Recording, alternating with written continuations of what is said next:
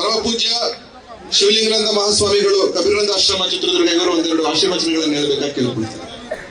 ಓಂ ಶ್ರೀ ಗುರುಭ್ಯೋ ನಮಃ.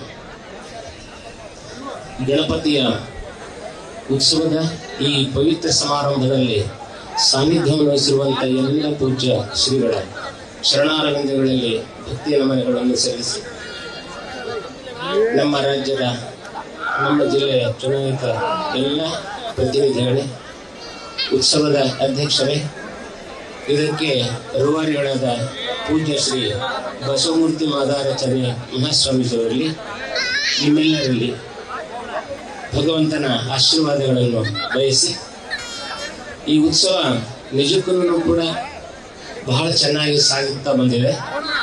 ಎಡತಡೆಗಳು ಸಾಮಾನ್ಯವಾಗಿ ಇದ್ದೇ ಇರ್ತವೆ. ಜಾಸ್ತಿ ಮಳೆ ಆದ್ರೂ ಕಷ್ಟ, ಮಳೆ ಆಗದೇ ಇದ್ರೂ ಕಷ್ಟ.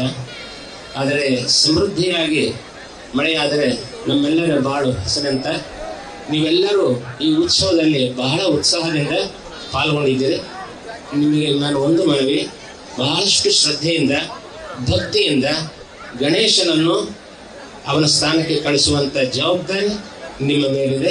ಚಿತ್ರದುರ್ಗದ ಜವಾಬ್ದಾರಿಯೂ ಕೂಡ ಭಕ್ತರಾದ ನಿಮ್ಮ ಮೇಲಿದೆ ಅಂತ ಆಶಿಸಿ ನಿಮ್ಮೆಲ್ಲರಿಗೂ ಗಣೇಶನ ಶುಭಾಶೀರ್ವಾದವನ್ನು ಬಯಸಿ ನನ್ನ ಮಾತನ್ನು ತೋರಿಸ್ತೇನೆ.